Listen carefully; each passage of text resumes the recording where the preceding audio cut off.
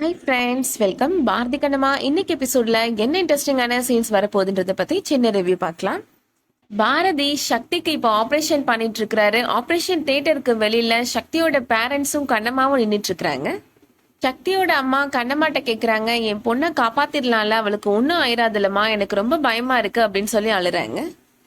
நீங்க பயப்படாம நம்பிக்கையோட இருங்கம்மா அப்படின்னு கண்ணம்மா சொல்றாங்க.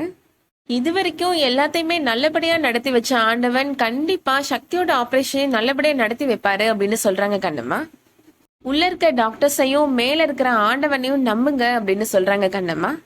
விக்ரம் இப்போ வெளியில வராரு. மீடியா பீப்புள் எல்லாருமே விக்ரம் கிட்ட பேட்டி கேக்குறாங்க. உள்ள ஆபரேஷன் எப்படி நடந்துட்டு இருக்குது சார் அப்படின்னு கேக்குறாங்க. விக்ரம் சொல்றாரு, ஆபரேஷன் நல்லபடியா நடந்துட்டு இருக்கு. இந்த ஆபரேஷன் முடிய எப்படியும் 3 hours ஆகும் அப்படின்னு சொல்றாரு. இந்த ஆப்ரேஷன் சக்சஸ்ஃபுல்லா நடக்கிறதுக்கு எவ்வளவு பர்சன்டேஜ் வாய்ப்பு இருக்கு அப்படின்னு கேக்குறாங்க. விக்ரம் சொல்றாரு, நம்ம எல்லாமே பாசிட்டிவாவே நினைப்போமே, எல்லாருமே ப்ரேயர் பண்ணிக்கோங்க, இந்த ஆப்ரேஷன் கண்டிப்பா நல்லபடியா நடக்கும் அப்படின்னு சொல்லிட்டு விக்ரம் போயிடுறாரு. ஆப்ரேஷன் தியேட்டருக்குள்ள இருந்து இப்போ நர்ஸ் வெளியில வராங்க. ஆப்ரேஷன் நல்லபடியா நடந்துட்டு இருக்குல்ல அப்படின்னு கண்ணம்மா கேக்குறாங்க.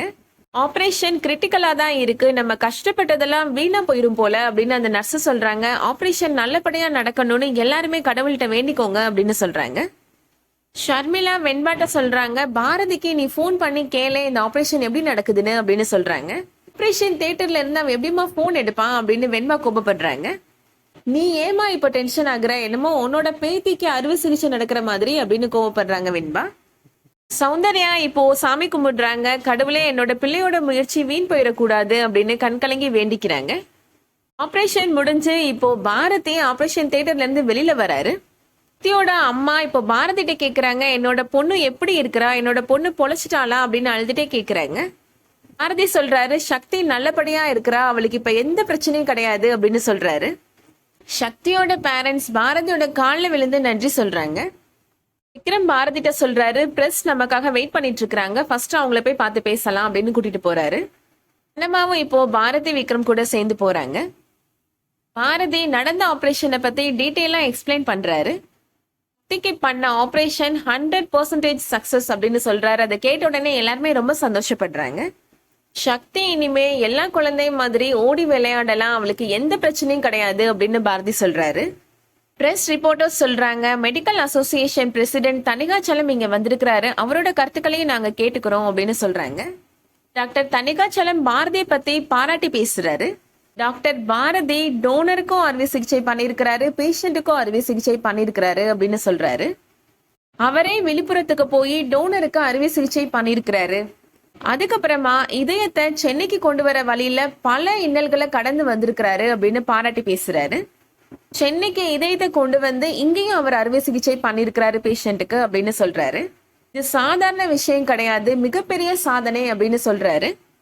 அதுக்கப்புறமா விக்ரமையும் பாராட்டி பேசுறாரு. இந்த உலகத்துல மனிதம் இன்னும் உயிரோட இருக்குது அப்படின்றதுக்கு மிகப்பெரிய உதாரணமே விக்ரம் சார் தான் அப்படின்னு சொல்றாரு. ஆபரேஷனுக்கான ஒட்டுமொத்த செலவையும் அவரே ஏத்துக்கிட்டாரு அப்படின்னு சொல்றாரு. பொதுமக்கள் கோவில், சர்ச், மசூதி எல்லா இடத்துலயும் இந்த ஆபரேஷன் நல்லபடியா நடக்கணும் அப்படின்னு பிரேயர் பண்ணிக்கிட்டாங்க. மனித நேயம் இன்னும் உயிரோட தான் இருக்கு அப்படின்றதுக்கு இதுவும் மிகப்பெரிய உதாரணம் அப்படின்னு பாராட்டி பேசுறாரு. இது எல்லாமே பாரதி அப்படின்ற தனி மனிதனாலதான் சாத்தியமாச்சு அப்படின்னு சொல்றாரு.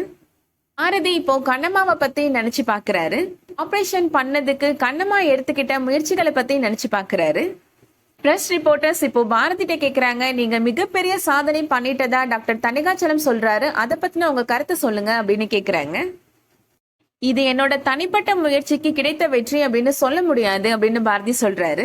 முழுக்க முழுக்க இது ஒரு டீம் ஒர்க் தான் அப்படின்னு சொல்றாரு. இல்ல பல பேருக்கு பங்கு இருக்கு அப்படின்னு சொல்றாரு. எல்லாத்துக்கும் மேல நான் ஒருத்தவங்களுக்கு முக்கியமா நன்றி சொல்லணும் அப்படின்னு பாரதி சொல்றாரு. நான் மனசாட்சி உள்ளவனா இருந்தேன்னா கண்டிப்பா நான் அவங்களுக்கு நன்றி சொல்லியே ஆகணும் அப்படின்னு சொல்றாரு. நான் எல்லா இடத்துலயும் ப்ரெஷரை தாங்கிக்கிட்டேன் அப்படின்னு டாக்டர் தனிகாச்சலம் சொன்னாரு. நான் எல்லாத்தையும் பக்காவா ஹேண்டில் பண்ணி எனக்கு ப்ரெஷர் குறையறதுக்கு அவங்க தான் உதவி பண்ணினாங்க அப்படின்னு பாரதி சொல்றாரு. பிளான் ஏ சரியா ஒர்க் அவுட் ஆகல அப்படின்னா பிளான் பி, அதுவும் சரியா ஒர்க் அவுட் ஆகலைன்னா பிளான் சி, அதுலயும் குழப்பம் வந்துச்சுன்னா பிளான் டி அப்படின்னு ஒவ்வொரு இடத்துலயும் ஆல்டர்னேட்டா கரெக்டா பிளான் பண்ணியிருந்தாங்க அப்படின்னு சொல்றாரு. யாரை பத்தி இவன் பாராட்டி பேசுறான் அப்படின்னு வெண்பா ரொம்ப ஆர்வமா பாத்துட்டு இருக்கிறாங்க. அவங்க வேற யாரும் இல்ல, எங்க ஹாஸ்பிட்டலோட அட்மின் ஆபீசர் கண்ணம்மா தான் அப்படின்னு சொல்றாரு. கண்ணம்மாவை காமிச்சு இவங்க தான் எங்க ஹாஸ்பிட்டலோட அட்மின் ஆஃபீஸர் அப்படின்னு சொல்றாரு பாரதி. எல்லாருமே கைத்தட்டி கண்ணம்மாவை பாராட்டுறாங்க. பாரதியும் சேர்ந்து கண்ணம்மாவுக்காக கிளாப் பண்றாரு. கண்ணம்மாவுக்கு அது ரொம்ப நெகிழ்ச்சியான தருணமா இருக்கு. அதோட இந்த எபிசோட் முடியுது. இன்னைக்கு எபிசோட் உங்களுக்கு பிடிச்சிருந்துச்சுன்னா லைக் பண்ணிக்கோங்க. சீரியல் அப்டேட்ஸ்க்கு நம்ம சேனலை சப்ஸ்கிரைப் பண்ணிக்கோங்க. தேங்க்ஸ் ஃபார் வாட்சிங்.